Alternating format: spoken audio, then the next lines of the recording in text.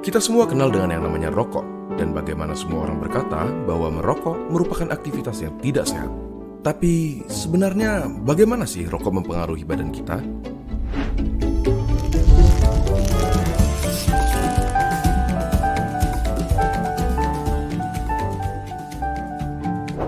Coba kita mulai dengan komponen-komponennya. Pertama, nikotin, suatu zat yang bisa bikin kita kecanduan, si alasan utama kenapa semua orang tidak bisa berhenti merokok. Bahkan, dia adalah alasan kenapa mereka yang berniat berhenti merasa tidak nyaman dan akhirnya ditarik kembali. Selain nikotin, ada sekitar 7.000 bahan kimia lainnya yang terlibat dalam proses membakar satu batang rokok, di mana diantaranya ada beberapa yang akan menjadi aktif dan dapat merusak badan kita. Terlebih lagi, terdapat lebih dari 60 bahan kimia diantaranya yang diketahui dapat menyebabkan kanker. Dari sini, kita dapat mengambil kesimpulan bahwa merokok dapat merusak berbagai macam organ tubuh kita dan secara umum menurunkan kondisi kesehatan. Komponen berikutnya adalah tar, suatu nama yang diberikan untuk partikel-partikel yang tergantung di dalam rokok. Partikel-partikel ini berisi zat-zat yang dapat menyebabkan kanker seperti karsinogen. Contohnya adalah metal seperti arsenik, kadmium, dan lain-lainnya. Tar itu lengket dan berwarna coklat. Dan apakah kalian pernah berpikir kenapa gigi dan kuku perokok menjadi kuning? Yap, itu adalah tar yang dapat juga mengotori paru-paru dan memberikannya penampilan yang sama. Zat yang berbahaya berikutnya adalah karbon monoksida, suatu gas yang dalam jumlah banyak dapat berakibat fatal karena menggantikan oksigen yang seharusnya tersirkulasi di darah. Gampangnya seperti ini.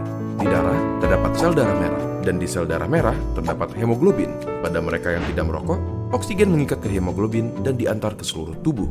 Tetapi, karbon monoksida dapat mengikatkan dirinya ke hemoglobin lebih mudah dari oksigen, dan akhirnya menggantikan oksigen. Kalian mungkin berpikir, ya sudahlah, apa masalahnya oksigen diganti karbon monoksida? Sangat bermasalah. Karbon monoksida membuat darah semakin kental, dan pada aktivitas seperti berlari yang membutuhkan banyak suplai oksigen, organ-organ penting seperti jantung, otak, dan lain-lain jadi kebagian sedikit sekali oksigen dan dapat berakibat fatal. Selain itu, di dalam rokok terdapat sesuatu yang bernama hidrogen cyanida. Paru-paru kita biasanya mempunyai rambut-rambut kecil bernama silia yang membantu membuang zat-zat asing yang memasuki saluran pernafasan. Hidrogen cyanida menghalangi tubuh kita dalam melakukan proses tersebut dan membiarkan bahan-bahan kimia seperti hidrokarbon, nitrous oxide, organic acid, dan lain-lainnya yang ada di dalam rokok berkumpul di dalam paru-paru dan merusaknya.